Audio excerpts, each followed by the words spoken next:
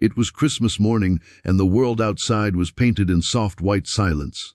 Snowflakes drifted through the air like tiny blessings, landing gently on the quiet streets of a small Midwest town. But inside a worn-down mechanic shop on the edge of Main Street, the sound of clanking metal and wearing tools broke through the peace. The man behind the noise, a tired mechanic named Ethan Cole, wiped the grease from his hands and stared at the empty service bay in front of him. For the first time in years, he wasn't expecting any customers. Most people were at home, surrounded by warmth, gifts, and family.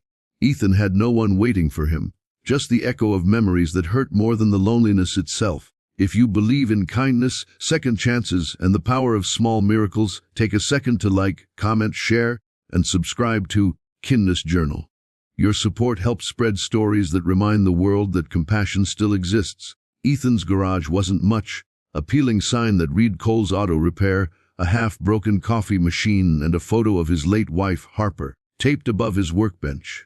It had been 3 Christmases since the accident that took her life. Every year since, Ethan kept the shop open on Christmas Day. It wasn't because he expected business. It was because it kept him from thinking too much. The silence of home was unbearable. That morning, he was just about to close early when the faint sound of tires crunching over ice made him look up. A small silver sedan rolled slowly into the lot, sputtering and steaming from under the hood. The driver's door opened, and a young woman stepped out, shivering in the cold. She looked about 25, her coat torn at the sleeve, her shoes soaked through with snow. Her eyes, tired, anxious, and red from tears, met Ethan's, and she gave a nervous half-smile. "I'm so sorry to bother you on Christmas," she said, her breath fogging in the air. "My car just died. I was trying to get to my mom's in the next town." Ethan nodded, motioning her inside to get warm while he popped the hood. The woman hesitated, glancing at the sign on the door. "I don't have much money," she admitted quietly. "If you could just tell me what's wrong, I can try to." He cut her off gently. "Let's see what we're dealing with first." Inside the garage, the air smelled of oil and old coffee. Ethan grabbed his tools and began to work. The problem was obvious. A blown radiator hose, the kind of fix that wouldn't take long but wasn't cheap either. As he worked, he caught glimpses of her pacing by the window, wringing her hands. She looked lost, the way people do when life has been giving them one hit after another. When he finished, Ethan closed the hood and brushed the snow from his jacket. "You're good to go," he said, handing her the keys. "She'll run just fine now." Her relief turned quickly to panic.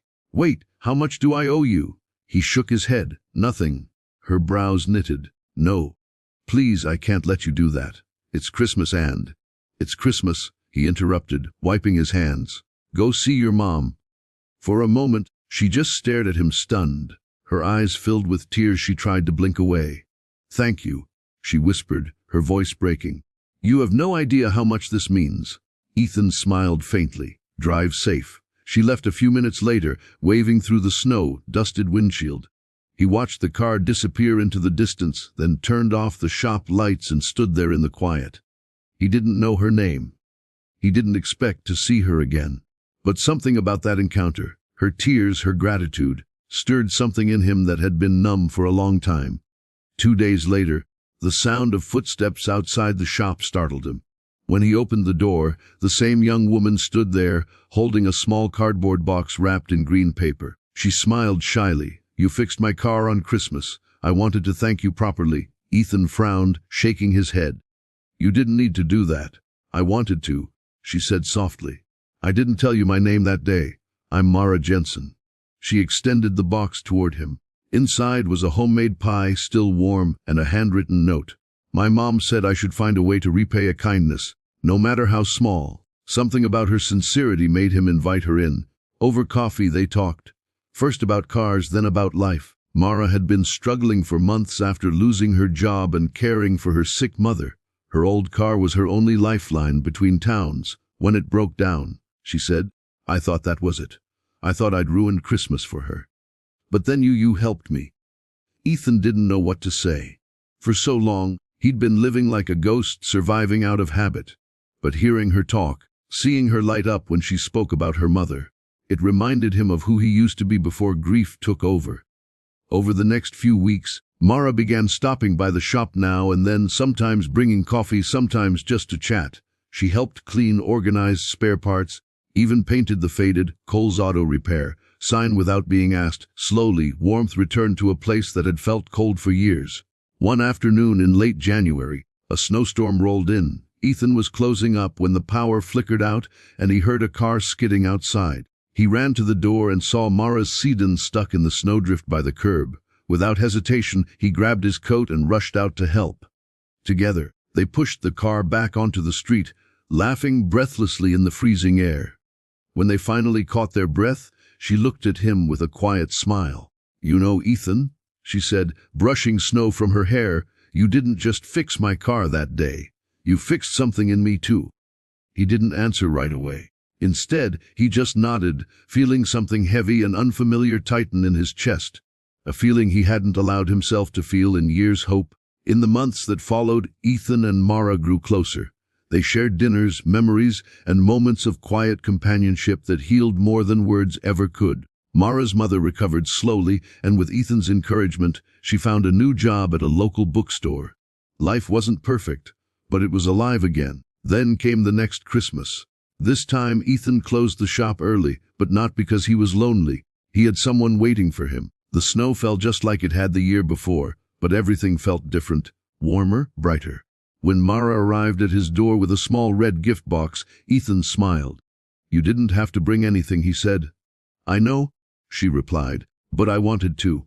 Inside the box was a keychain, a small metal wrench engraved with the words, "You fixed more than a car." Ethan swallowed hard, emotion catching in his throat. "Mara." She looked at him with that same soft smile he remembered from a year ago. "I meant it," she said. "That day changed everything for me. For both of us, I think, and it had, because kindness once given freely has a way of circling back, stronger, brighter, and more beautiful than before." Years later, the shop sign no longer read Cole's Auto Repair. Instead, it said Mara and Ethan's Garage, honest work, honest hearts. Every Christmas, they kept the shop open, not for business, but for anyone who needed help, a stranded traveler, a tired delivery driver, or someone just trying to get home. They never charged on Christmas. They called it Harper's Rule, a tribute to Ethan's late wife, whose love had taught him that kindness never dies, it only changes form. One year, a young man came in with a broken-down truck, apologizing for interrupting their Christmas dinner. Ethan just smiled and said, "You're not interrupting. You're exactly where you need to be." And as he fixed the truck, Mara handed the man a warm cup of cocoa, and the snow fell softly outside. Kindness had come full circle, just as it always does.